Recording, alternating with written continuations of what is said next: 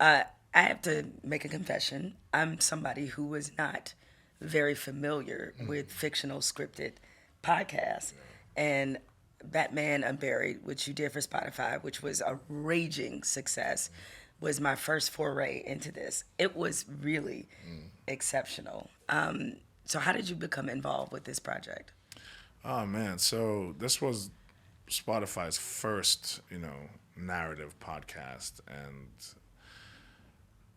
I thought of it as a really great opportunity just to do good work. So, a big part of my life is just always thinking about what my catalog of work will be when I'm 75, 80, 90 years old. Like, what am I going to look back on and say, oh, I did that? And that was so cool.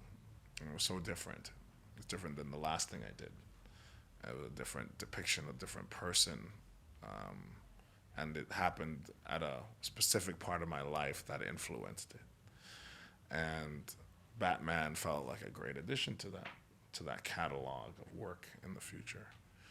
And I said, "Wow, Batman of all the characters, you know."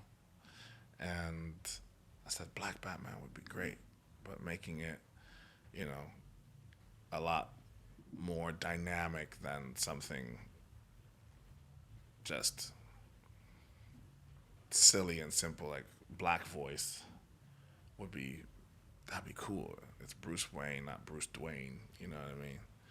And I said, "How do I do that? Cool. That would be really great. That would be so exciting." And then in sitting down to actually do the work, like sit down and actually get into it, I realized I was like, oh shit, like of all the superheroes, Batman is like the whitest one. He is. I mean, he's a billionaire. He's Like a he's billionaire. grew up Like in privilege. grew up completely privileged, and it's always been the joke that his Yeah. superpower, he has no power. Yeah, superpower is money. His superpower is money. His Yes, superpower is correct. white privilege. Correct. He can get it done because he can afford it. And I said, oh shit, like this one is really hard. And I had to be really imaginative to try to find my own personal justification and justification way in. And I started going, this entire culture of Gotham is like based on him, his family history, his family lineage, and he is completely just a character that doesn't get any recognition for it. They treat Batman terribly as a culture, right? Right. But they depend on him. They depend on Wayne Industries as the lifeblood of the economy in Gotham. And I said, wow, that invisibility and, propping up of a culture unpaid, unappreciated, that feels very analogous to the black experience to me. And then I said, a man that distrusts the justice system so much that he'd want to take it on himself and become a vigilante. I'm surprised, it hasn't happened with a black billionaire yet, right? Right.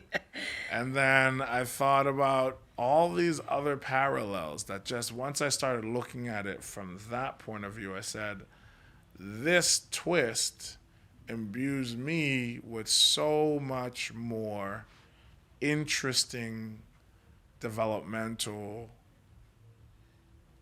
fuel than I ever thought could even possibly be there, And I even thought about the Riddler differently. I said, oh, cool. As an immigrant to this country, my first experience of America was all riddles. You know what I mean? Trying to figure out how to do taxes here, trying to figure out how to get into school, get through academia, find jobs, understand the American culture. And I felt like, at large, that is the immigrant experience. It's like working through riddles and finding depth in them and using them to master that foreign culture. And I said, oh shit, imagine if your immigrant, which is played by this Desi Indian guy, is just speaking in deep riddles, which a lot of immigrants also tend to do. My mother always says, I don't hold water in my mouth. most people are like, what does that mean? I don't hold water in my mouth.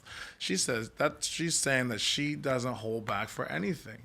She keeps her mouth open. If you offend her, you're going to know about it. You know what I mean? So she can't hold water in her mouth. It's going to spill out. And that's deep. You know what I mean? She also says, strangers don't know their burial ground. Which always meant to me, when you're in a new space, be aware. You don't know the dangers of this space. You don't know, you're new to it. You're a stranger there. You don't know what's safe and what isn't. So take your time, learn about it before you start sticking up. Strangers don't know their burial ground.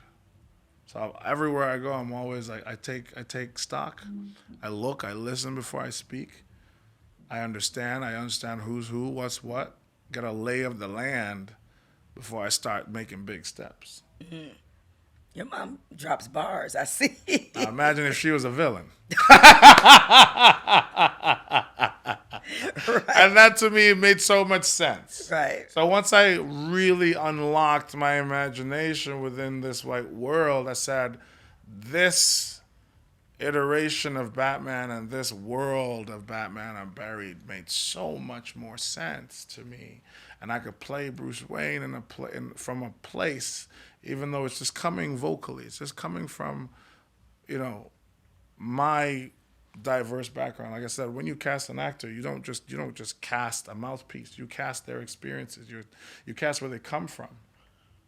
You didn't just cast, an actor. You cast Winston Duke that comes from Trinidad and Tobago, that moved to the United States when he was, 9, 10 years old, went through his own specific experiences to be in this version of Hollywood at this time.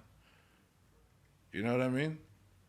And people are going to hear that in my voice. They don't have to know and articulate why that's interesting, why that means something. They'll just say, I like it. It makes sense. And that was my way into Batman. That's why I said, oh, yeah, this would be really cool. I could do something really fun and special and exciting for me. And in turn, it became really exciting for a lot of people who were listening to it. And an audience that tends to be very sometimes resistant to hardcore change. Well, that's what I was going to ask you, is that were you concerned how the audience might react? Yeah, because you have not only Batman is black, but Batman's parents are alive in this. And that's a very stark change, because I'm so accustomed to seeing at least one scene in all the movies of his parents being murdered. I'm like, how many times are we going to see Batman? How many times are you going to traumatize us? Do you see what I'm saying? I'm like, how many times do I have to watch Batman's parents get murdered on screen? Constantly. Yeah. Constantly. And it was really like, and that was another thing. It's like he comes from trauma. He comes from a space of prior trauma. And you always meet Batman like hardened to his trauma at all times. And to kind of play this Batman that is completely coming from a place of not having that trauma, which means that he developed in a softer way. He actually has a relationship with his family. And the relationship to his family, no matter what, feels a lot closer to your relationship with your family. He's just trying to be his own person. He's rebelling a bit, but has a deep closeness, and his mom is overbearing and his father is overbearing, but they love him, and he's negotiating, constant negotiations. And that felt really close to home. So seeing that character in a place that felt so much more human was really fun for me. It was something that felt really refreshing, and it felt new, even though it didn't always have to be the most drastic, crazy change. It felt new.